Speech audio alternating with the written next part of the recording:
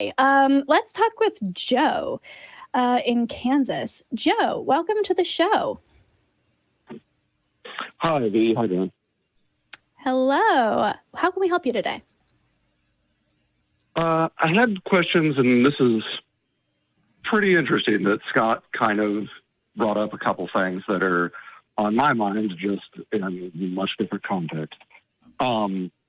This will be, I guess, a random way to start this conversation, but do both of you, either of you, know about the psychological argument of nature versus nurture?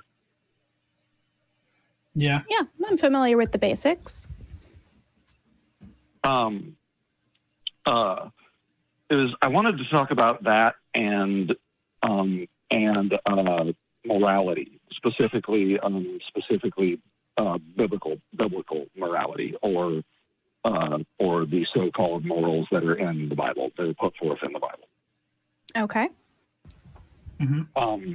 I had maybe a month or two ago, I actually called in and had a 90-second conversation with Matt, and I forget who else was hosting at the time, but admittedly, I had come up with the question 5 seconds before I called, and it was the very end of the show.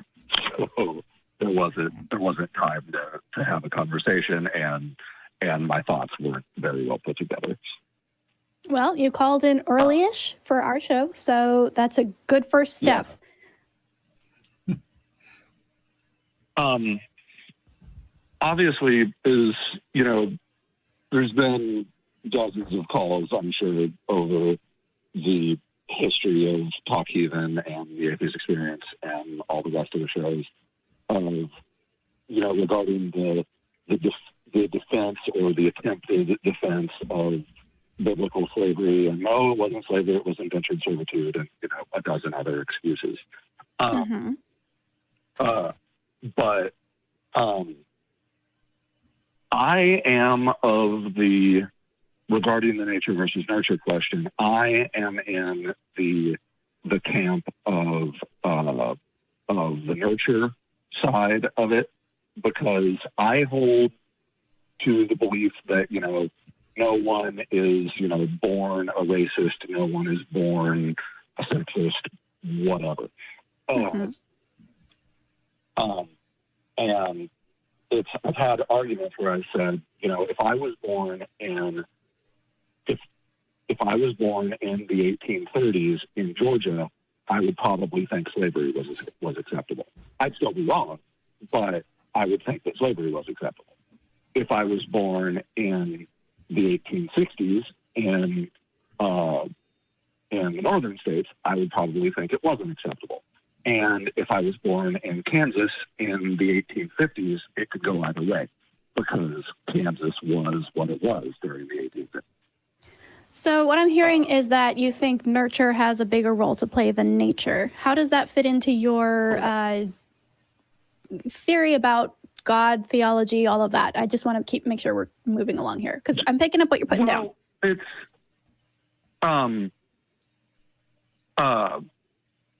It's just to hear, talk about the Bible and regarding that, slavery was wrong, 1,000 years ago, just as it's wrong today.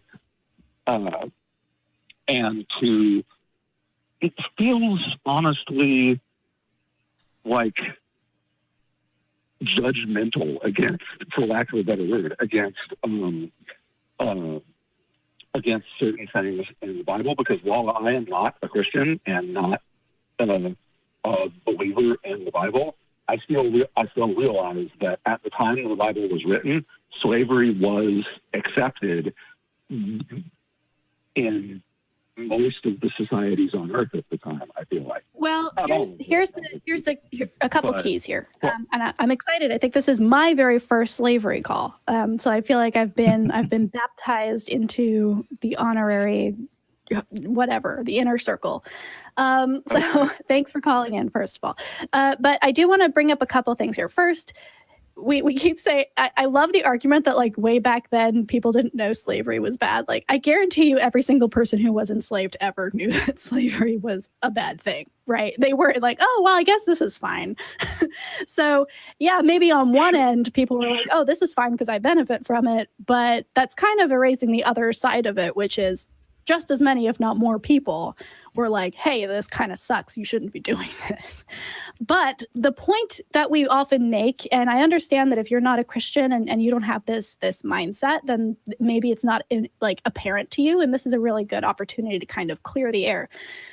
The reason that a lot of the atheists on these shows talk about slavery and say, well, it's bad, therefore, why is it in the Bible? We acknowledge that nurture plays a part and that cultures change. It's the Christian coming in saying that God has this outside of culture, outside of nurture morality that he is implanting either into our hearts or giving us laws for.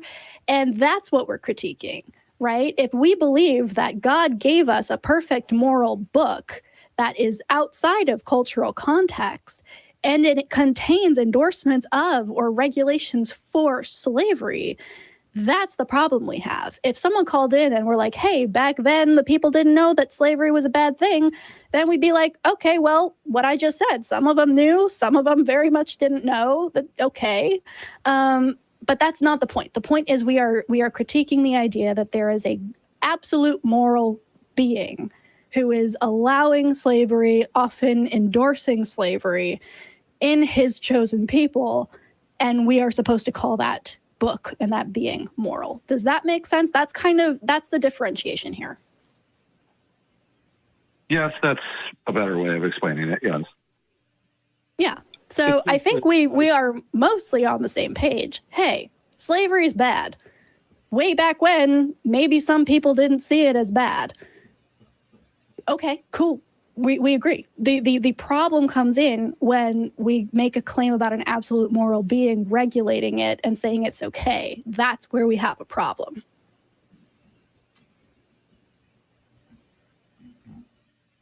Okay. I guess it's just to view. Sure. So I see your point, but it still seems to be viewing a book that was written in the Bronze Age through the through the lens of the modern age. Well, okay, so the reason why we do that whenever we tackle this question is because of exactly what V just stated. The fact that this is supposed to be the absolute moral foundation for humanity. This is God who is ultimately good, or supposed to be ultimately good, who can do no wrong. He can't do evil, despite that one verse in Isaiah where he says that he creates evil. God cannot do evil. He also can't, like, whatever God says is always good. And so why then would God say that this is a good thing to do, like go into a foreign country and take a slave, or enslave your fellow Hebrew under the right conditions?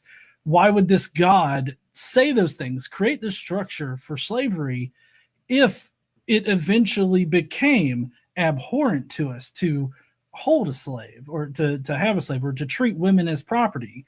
Like, I just that's where we're coming from, is the idea that the Bible has this absolute foundation for things of those nature, but it seems to have changed over time, so they don't really seem all that absolute. Right. I think if we had a conversation with a biblical inerrantist, who are often the people calling in and getting stuck on these very basic questions. If we had a conversation with a biblical inerrantist who believed that the Bible was handed down from God and that it transcended culture and time and it gave us an absolute moral code, then us saying, well, it was written in the Bronze Age by people who had wrong ideas about a whole lot of stuff, why do you care, would not be acceptable to them, right? And the problem is that a large portion of these people are in control of our laws and our government currently. So the reason that we have these conversations in the first place is, A, to make sure that if an individual really is asking questions and confused or concerned, we're there to help and maybe offer our opinions. But also, we need to make sure that we're all on the same page. I agree with you. This is a book from 2,000 years ago. Why are we using it as a moral code now? I agree. The problem is the people who have the arguments with us don't see it that way. I think it kind of this is going to sound like a topic switch, but I think this kind of gets like I understand what you mean, but I think it kind of gets into one thing where it gets in the weeds a little bit for me is that for people who don't hold 100% that the Bible is perfect and inerrant, and you know what I mean. For people who don't hold to that, but for people who still hold themselves as Christians who believe in maybe most of the Bible stories, but for people who say that they believe in the Bible, but they don't accept the admittedly awful stuff in it, the slavery, the overt sexism, the treatment of women. Says then cherry picking. Says then Says but the and the thing about that drives me a little crazy sometimes when I hear it is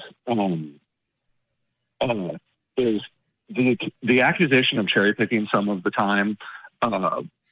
So it comes off to me as what I call the non-believer, the atheist version of the no true Scotsman fallacy, because it's this thing of, oh, well, you're a Christian, why don't you think slavery is acceptable? And the thing that I want to say to that is, if there's someone who calls themselves a Christian who also thinks that slavery is acceptable and that gay people should be treated, like humans, like, isn't that a good thing that they believe that?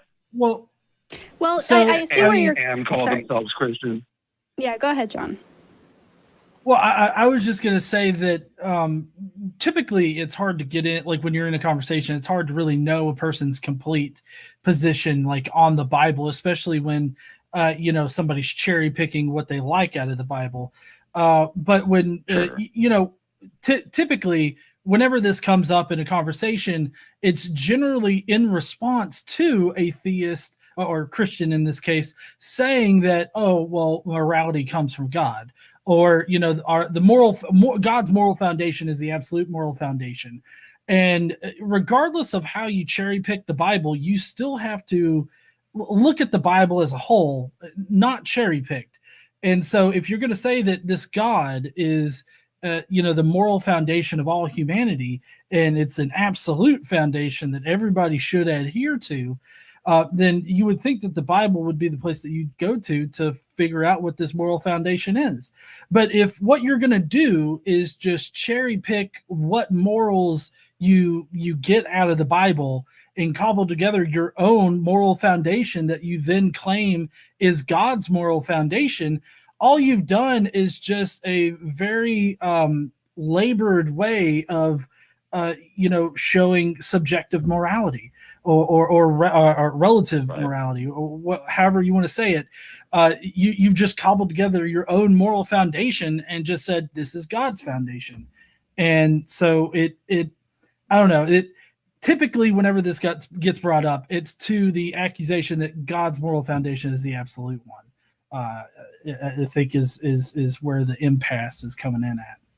Although I do agree with you that we should never hear this person is a Christian and make the assumption that they are a particular type of Christian. There are very many kinds. I agree. And one of the things I've been doing a lot of is trying to research and get to know as many different kinds of Christians and different versions of Christianity as I can, so that if somebody comes up and is like, oh, I'm a process theologist or theologian, then my instinct is not going to be like, well, explain the problem of evil, right? Because it's not even going to be a question for them. We're just going to agree on it. They have a completely different way of looking at Christianity and at God.